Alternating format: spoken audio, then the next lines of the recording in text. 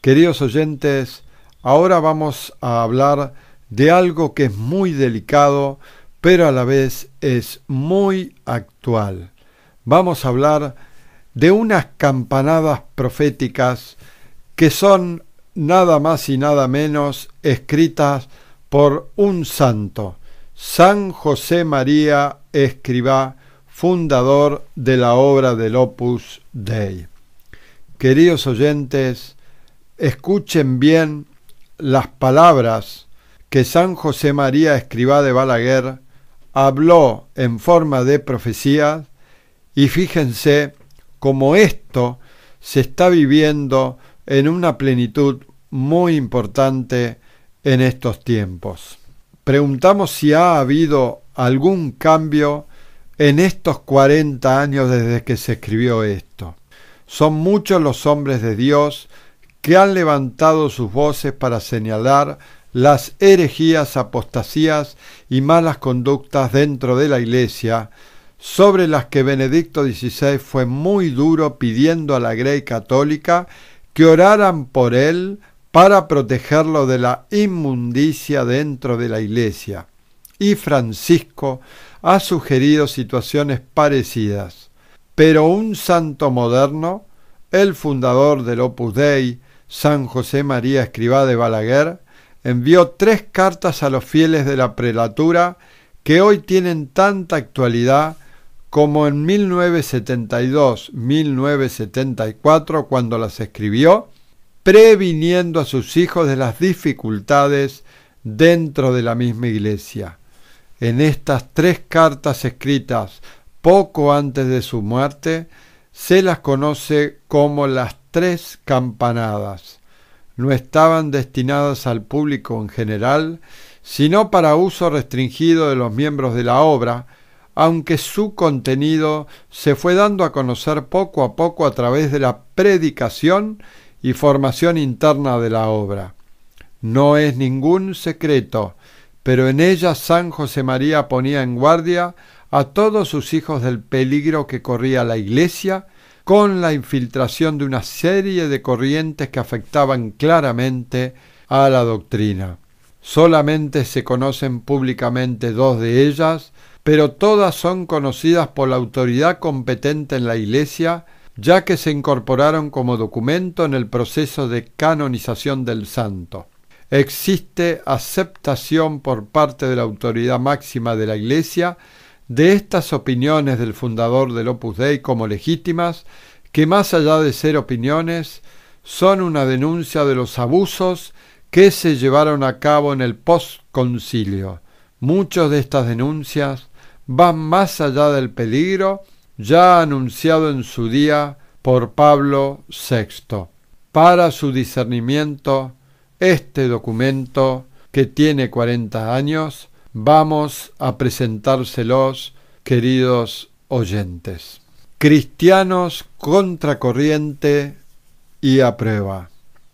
Tiempo de prueba son siempre los días que el cristiano ha de pasar en esta tierra, tiempo destinado por la misericordia de Dios para acrisolar nuestra fe y preparar nuestra alma para la vida eterna.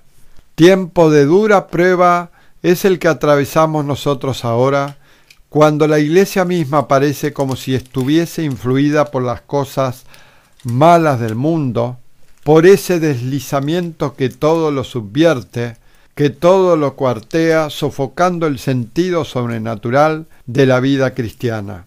Llevo años advirtiéndoos de los síntomas y de las causas de esta fiebre contagiosa que ha introducido en la Iglesia y que está poniendo en peligro la salvación de tantas almas. Convenceos y suscitad en los demás el convencimiento de que los cristianos hemos de navegar contracorriente. No os dejéis llevar por falsas ilusiones. Pensadlo bien, contracorriente anduvo Jesús, contracorriente fueron Pedro y los otros primeros, y cuántos, a lo largo de los siglos, han querido ser constantes discípulos del Maestro. Tened pues la firme persuasión de que no es la doctrina de Jesús la que se debe adaptar a los tiempos, sino que son los tiempos los que han de abrirse a la luz del Salvador. Hoy, en la Iglesia, parece imperar el criterio contrario y son fácilmente verificables los frutos ácidos de ese deslizamiento. Desde dentro y desde arriba se permite el acceso del diablo a la viña del Señor por las puertas que le abren con increíble ligereza quienes deberían ser los custodios celosos. Es hora, pues, de rezar mucho y con amor y pedir al Señor que quiera poner fin al tiempo de la prueba. No podemos dejar de insistir. No buscamos nada para cada uno de nosotros por interés personal, buscamos la santidad que es buscar a Dios, y Él espera que se lo recordemos con insistencia. Se están causando voluntariamente heridas en su cuerpo, que va a ser muy difícil restañar. Nos dirigimos a la Trinidad Beatísima, Dios uno y trino, para que se digne acortar cuanto antes esta época de prueba. Lo suplicamos por la mediación del corazón dulcísimo de María, por la intercesión de San José nuestro Padre y Señor, patrono de la Iglesia Universal, a quien tanto amamos y veneramos, por la intercesión de todos los ángeles y santos, cuyo culto algunos intentan extirpar de la Iglesia Santa. La confusión dentro de la Iglesia. Resulta muy penoso observar, cuanto más urge al mundo una clara predicación, abunden eclesiásticos que ceden ante los ídolos que fabrica el paganismo y abandonan la lucha interior tratando de justificar la propia infidelidad con falsos y engañosos motivos. Lo malo es que se quedan dentro de la Iglesia oficialmente, provocando la agitación. Por eso es muy necesario que aumente el número de discípulos de Jesucristo que sientan la importancia de entregar la vida día a día por la salvación de las almas, decididos a no retroceder ante las exigencias de su vocación a la santidad. La lucha interior, en lo poco de cada día, es asiento firme que nos prepara para esta otra vertiente del combate cristiano que implica el cumplimiento en la tierra del mandato divino de ir y enseñar su verdad a todas las gentes y bautizarlas, con el único bautismo en el que se nos confiere la nueva vida de hijos de Dios por la gracia. Mi dolor es que esta lucha en estos años se hace más dura precisamente por la confusión y por el deslizamiento que se tolera dentro de la Iglesia, al haberse cedido ante planteamientos y actitudes incompatibles con la enseñanza que ha predicado Jesucristo y que la Iglesia ha custodiado durante siglos. Este, hijos míos, es el gran dolor de vuestro Padre. El peso del que yo deseo que todos participéis como hijos de Dios que sois. Resulta muy cómodo y muy cobarde ausentarse, callarse, diluidos en una ambigua actitud, alimentada por silencios culpables, para no complicarse la vida. Estos momentos son ocasión de urgente santidad, llamada al humilde heroísmo para perseverar en la buena doctrina, conscientes de nuestra responsabilidad de sal y de luz. Hemos de resistir a la disgregación, cuidando sobrenaturalmente nuestra propia entrega y sembrando sin desmayos, con decisión, con serenidad y con fortaleza, la doctrina y el espíritu de Jesucristo. Pocas voces se alzan. Considerad que hay muy pocas voces que se alcen con valentía para frenar esta disgregación. Se habla de unidad y se deja que los lobos dispersen el rebaño.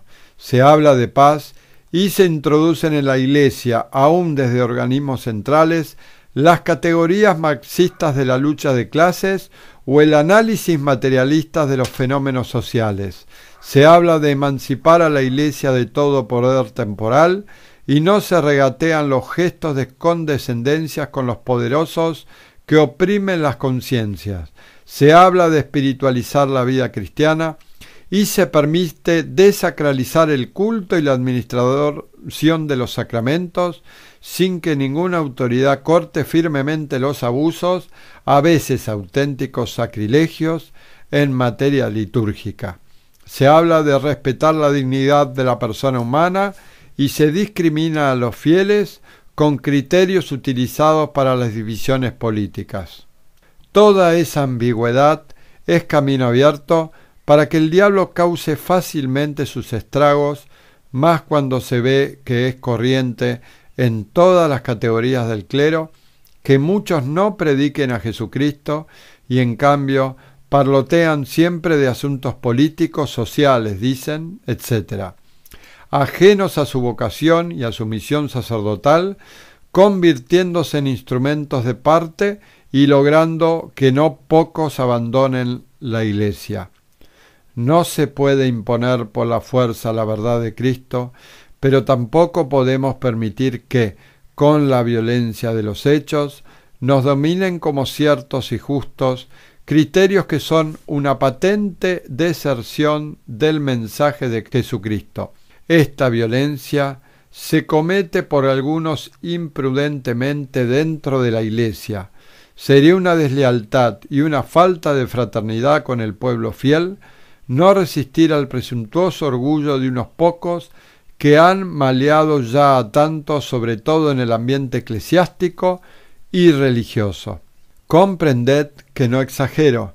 Pensad en la violencia que sufren los niños, desde negarles o retrasarles el bautismo arbitrariamente, hasta ofrecerles como pan del alma catecismos llenos de herejías o de diabólicas omisiones, o en las que se actúa con la juventud cuando, para atraerla, se presentan principios morales equivocados que destrozan las conciencias y pudren las costumbres.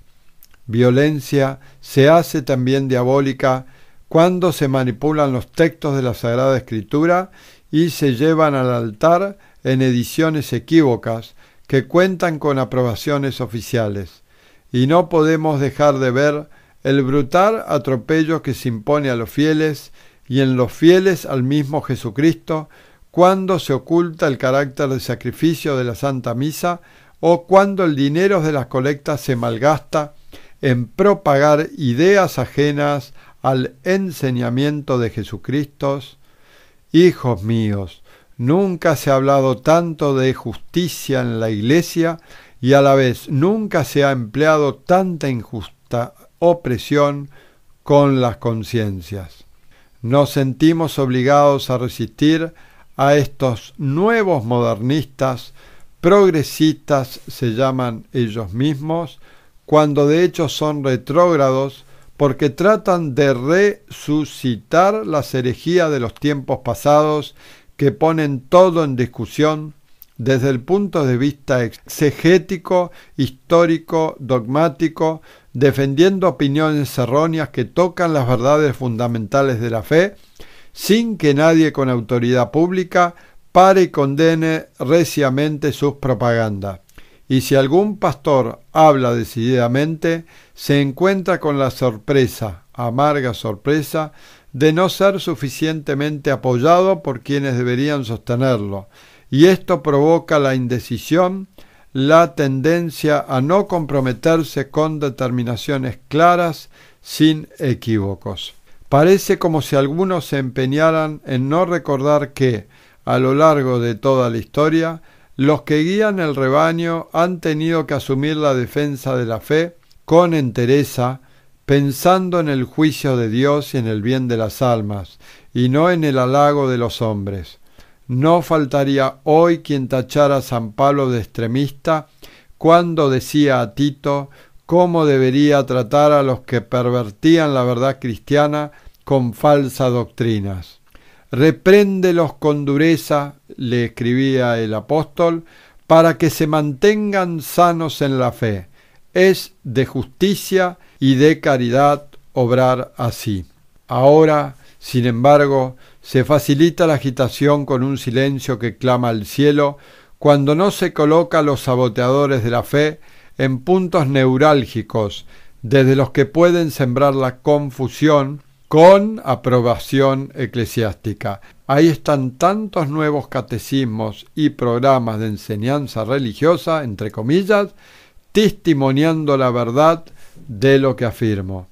Prevenidos y pidiendo al Señor. Hijos de mi alma, pidamos a nuestro Señor que ponga término a esta dura prueba. No podemos dormirnos ni tomarnos vacaciones, porque el diablo no tiene vacaciones nunca y ahora se demuestra bien activo. Satanás sigue tu triste labor, incansable, induciendo al mal e invadiendo al mundo de indiferencia, de manera que muchas gentes que hubieran reaccionado ya no reaccionan, se encogen de hombros o ni siquiera perciben la gravedad de la situación. Poco a poco se han ido acostumbrando. Esta carta es como una tercera invitación en menos de un año para urgir vuestras almas con las exigencias de la vocación nuestra en medio de la dura prueba que soporta la Iglesia. Os escribo para que estéis prevenidos ante los asaltos del diablo, que ataca a la hora 11 quizás, casi al fin de este caminar de aquí abajo. No olvidéis el particular empeño que pone en estos tiempos el demonio para lograr que los fieles se separen de la fe y de las buenas costumbres cristianas, procurando que pierdan hasta el sentido del pecado con un falso ecumenismo como excusa. Deseamos tanto como el que más lo desee la unión de los cristianos y aún la de todos los que de alguna manera buscan a Dios, pero la realidad demuestra que en esos conciliábulos unos afirman que sí y, sobre el mismo tema, otros lo contrario, cuando a pesar de esto asegura que van de acuerdo. Lo único cierto es que todos se equivocan y de esa comedia con la que mutuamente se engañan, lo menos malo que suele producirse es la indiferencia, un triste estado de ánimo en el que no se nota inclinación por la verdad ni repugnancia por la mentira. Se ha llegado así al confusionismo y se aniquila el celo apostólico que nos mueve a salvar la propia alma y las de los demás, defendiendo con decisión la doctrina sin atacar a las personas. Se escucha como un colosal non serviam en la vida personal, en la vida familiar, en los ambientes de trabajo y en la vida pública. Las tres concupiscencias son como tres fuerzas gigantescas que han desencadenado un vértigo imponente de lujuria, de engreimiento orgulloso de la criatura en sus propias fuerzas y de afán de riquezas. Toda una civilización se tambalea impotente y sin recursos morales. En una palabra, el mal viene en general de aquellos medios eclesiásticos que constituyen como una fortaleza de clérigos mundanizados. Son individuos que han perdido con la fe la esperanza, sacerdotes que apenas rezan, teólogos, así se denominan ellos, pero contradicen hasta las verdades más elementales de la revelación, descreídos y arrogantes, profesores de religión que explican porquerías, pastores mudos, agitadores de sacristías y de conventos, que contagian las conciencias con sus tendencias patológicas, escritores de catecismos heréticos, activistas políticos.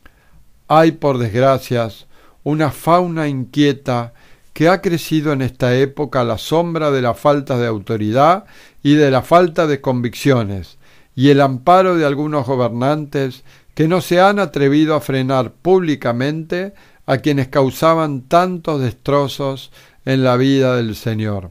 Hemos tenido que soportar, y cómo me duele el alma al recoger esto, toda una lamentable cabalgata de tipos que, bajo la máscara de profetas de tiempos nuevos, procuran ocultar, aunque no lo consiguieran del todo, el rostro del hereje, del fanático, del hombre carnal o del resentido orgulloso. El cinismo intenta con desfachatez justificar e incluso alabar como manifestación de autenticidad la apostasía y las defecciones. No ha sido raro, además, que después de clamorosos abandonos, tales desaprensivos desleales continuaran con encargos de enseñanza de religión en centros católicos o pontificando desde organismos eclesiásticos que tanto han proliferado recientemente. Me sobran datos bien concretos para documentar que no exagero. Desdichadamente no me refiero a los casos aislados. Más aún, de alguna de esas organizaciones salen ideas nocivas, errores que se propagan entre el pueblo y se imponen después a la autoridad eclesiástica como si fueran movimientos de opinión de la base. Por desgracia, se observa también en la Iglesia sitios, cátedras de teología, catequesis, predicación, que deberían alumbrar como focos de luz y se aprovechan en cambio para despachar una visión de la Iglesia de sus fines totalmente adulterados. Hijos míos, es un grave pecado contra el Espíritu Santo, porque precisamente el Paráclito vivifica con su gracia y sus dones a la Iglesia. Catecismo Mayor de San Pío X, número 143. Establece allí el reinado de la verdad y del amor y le asiste para que lleve con seguridad a sus hijos por el camino del cielo. Confundir a la Iglesia con una asamblea de fines más o menos humanitarios no significa ir contra el Espíritu Santo. Ir contra el Espíritu Santo es hacer circular o permitir que circulen sin denunciar sus falsedades, catecismos heréticos o textos de religión que corrompen las conciencias de los niños con enseñanzas dañosas y graves omisiones, errores y desviaciones, debilidades y dejaciones he dicho ya, y ahora, como siempre, el mal se envuelve diabólicamente en paños de virtud y de autoridad, y así resulta más fácil que se fortalezca y que produzca más daño, porque aparecen gentes con una falsa religiosidad saturada de fanatismo que se oponen desde dentro de la Iglesia de Jesucristo, dogmática y jurídica, haciendo resaltar con increíble desorden, cambiando por los del Estado los fines de la Iglesia, lo político antes que lo religioso. Todo coopera al desprestigio general de la autoridad eclesiástica y a que no se corrijan con oportunidad y energía los desórdenes, los desatinos heréticos, la inestabilidad, la confusión, la anarquía en asuntos de fe y de moral, de liturgia y de disciplina. A esta situación la llaman algunos, defendiéndola, ayornamiento, cuando es relajación y menoscabo del espíritu cristiano que trae como consecuencia inmediata, entre otros efectos, la desaparición de la piedad, la carencia de vocaciones sacerdotales o religiosas, al apartar a los fieles en general, ya lo dije, de las prácticas espirituales, y por tanto menos trabajo en servicio de las almas, al paso de los eclesiásticos, al verse ineficaces, se muestran desgraciados y abandonan el proselitismo porque piensa que procurarán también la infelicidad a otros. El modernismo denunciado por San Pío X. No se relee ni gran dolor lo que San Pío X describió en su encíclica Pascendi cuando exponía las características del modernismo, que en ese documento definía como compendio de todas las herejías, todo aquello que entonces el Magisterio Universal de la Iglesia intentó atajar con penetrante visión y energía sobrenatural, aparecía ya con su enorme gravedad, pero era todavía un mal relativamente limitado a algunos sectores. En nuestros días, ese mismo mal, idéntico en su inspiración de raíz y con frecuencia en sus formulaciones, ha resurgido violento y agresivo con el nombre de neomodernismo y en proporciones prácticamente universales. Aquella enfermedad mortal, antes localizados en unos pocos ambientes malsanos y contenida dentro de esas fronteras por prudentes medidas de la Santa Sede, ha alcanzado aspectos de epidemia generalizada. Su extensión ha facilitado su virulencia y la manifestación de efectos monstruosos en cantidad y en calidad que quizás ni siquiera hubiésemos podido imaginar ante los primeros brotes del modernismo. Lo que inicialmente se mostraba solo, aunque ya fuese muy grave, como la reducción de las verdades dogmáticas a la simple experiencia subjetiva, conservando algún matiz espiritual, se ha degradado aún más las hondas exigencias del alma y aún las de la misma gracia divina, quedan disueltas en la horizontalidad sin relieve de lo mundano, identificando el amor de Dios con las aspiraciones o deseos más inmediatos del hombre, masa sometido a los determinismos de la planificación materialista y atea y a la de los instintos animales. La soberbia de la vida presenta su vanidad total en la exteriorización de la concupiscencia de los ojos, ambición de poder y de bienes terrenos sin mensura, y de la concupiscencia de la carne, sensualidad sin freno y degradación libertina. Es como la descomposición entera de un cuerpo después de haber perdido el alma. Sí, para combatir eficazmente los males del modernismo, San Pío X, como de modo análogo había hecho antes León XIII, señalaba entre los más importantes remedios que urgía poner el fiel seguimiento de la filosofía y de la teología de Santo Tomás. Es patente que ahora se impone como nunca el estricto cumplimiento de esa disposición. Con el motu proprio Doctoris Angelici, San Pío X traducía en normas disciplinares concretas lo que había sido una constante recomendación de sus antecesores en la sede de Pedro, desde el año 1325. No me parece ocioso transcribir aquí algunas de las afirmaciones de ese documento pontificio. Se deben conservar santa e inviolable los principios filosóficos establecidos por Santo Tomás, a partir de los cuales se aprende la ciencia de las cosas creadas de manera congruente con la fe, se refutan los errores de cualquier época, se pueden distinguir con certeza lo que sólo a Dios pertenece y no se puede atribuir a nadie más, se ilustra con toda claridad la diversidad y la analogía existente entre Dios y sus obras. Y añade: por lo demás, hablando en general, estos principios de Santo Tomás no encierran otra cosa más que lo que ya habían descubierto los más importantes filósofos y doctores de la Iglesia, meditando y argumentando sobre el conocimiento humano, sobre la naturaleza de Dios y de las cosas, sobre el orden moral y la consecución del fin último. Con un ingenuo casi angélico, desarrolló y acrecentó toda esa cantidad de sabiduría recibida de los que le habían precedido. La empleó para presentar la doctrina sagrada a la mente humana, para ilustrarla y para darle firmeza.